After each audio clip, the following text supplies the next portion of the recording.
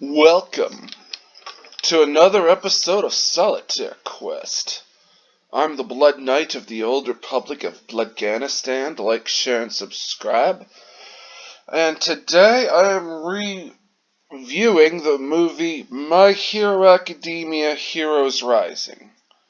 Now, a friend of mine insisted that I watch this movie, so I did, so I decided to make some content from it in the form of this review.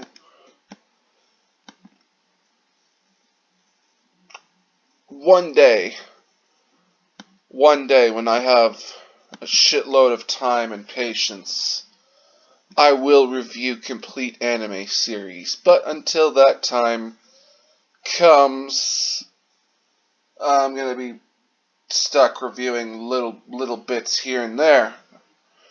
Non-canonical bits, I should say. In the form of in the form of non-canonical movies that are attached to a series. So yeah, let's get into it, folks. Let's get into this review of My Hero Academia Heroes Rising. Alright, so we got some villains that have taken a truck. Endeavor and another guy, fire attacks meet. There's a guy in stasis that gets released onto the world. There was an experiment. We got a voiceover from Deku. And yeah, the kids from the UA high school, they're on beach patrol. And the kids are taking calls. They're doing a summer school project. I'd say this is between, like, the later seasons. And yeah, they're doing a lot of stuff reserved for civil servants. We got a little girl that chews out Deku. They got called on a wild goose chase. And yeah, I asked this question in my notebook. Why is the junior class responsible for an island and not a more senior class? I asked this question in my notebook. Hell, in the whole My Hero Academia series, you don't see anything, practically nothing, of, like, the heroes from the other, or the kids from, like, the older classes.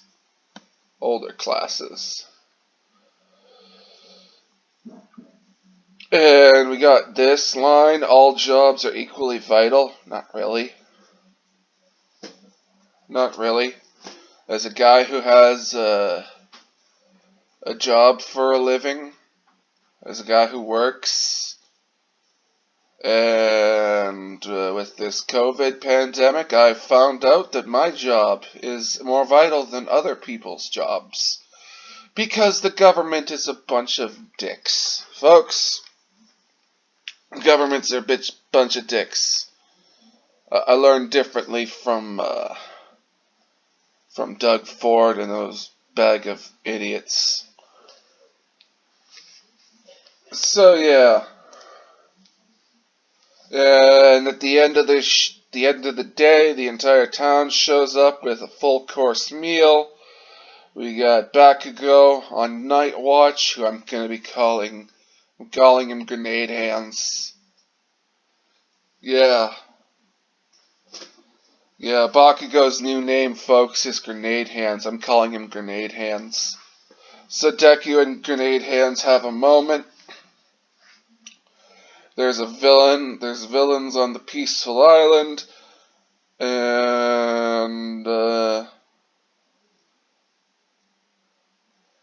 we see, or there's going to be villains on the island, and we see in a city a dude blows into a car, and there's a guy with quirk stealing powers, and he lightnings a whole city. So yeah. Grenade Hands and Deku, they end up fighting an illusion made by a little girl to screw with them. Grenade Hands goes all intense, tries to grab the two kids, and meanwhile in the city, big city, Hawk Guy investigates stuff. On the island, the kids take on more tasks. We got a kid that doesn't like heroes. Deku has a moment with the kid.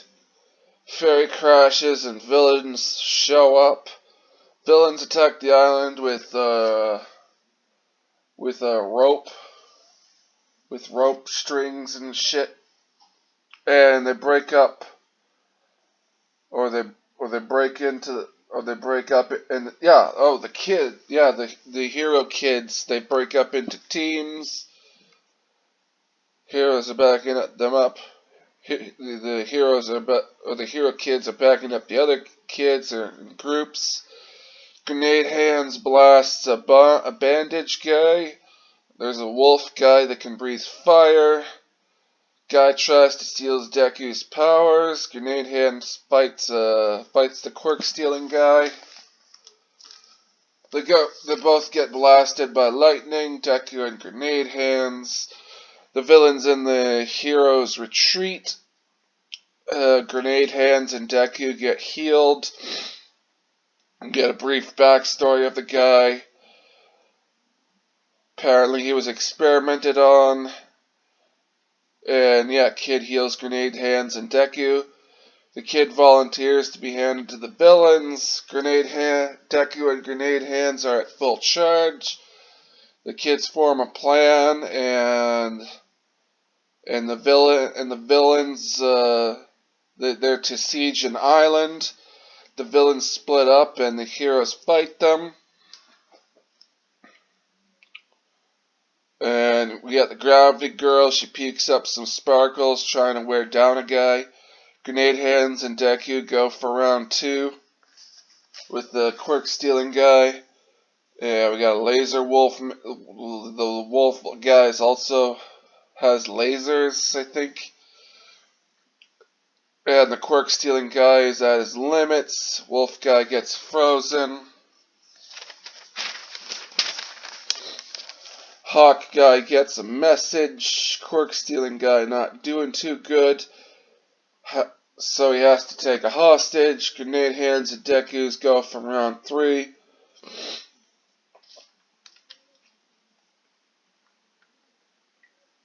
Quirk stealing guy can't hold it in.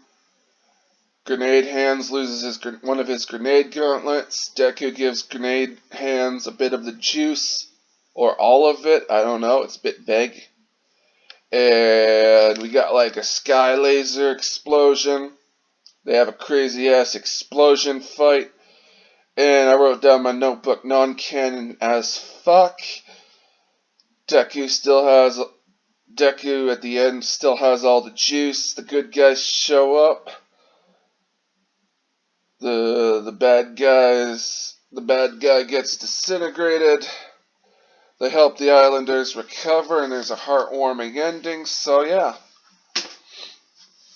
We got Deku giving Grenade Hands a bit of the juice, giving him a bit of the power, but apparently it didn't hold out, apparently, because he went unconscious.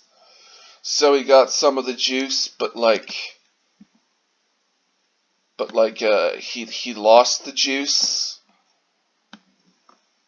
But for some reason, Deku still has all of the juice. Oh yeah. This makes me the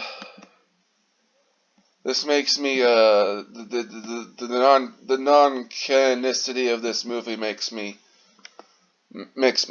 my mind boggle, folks.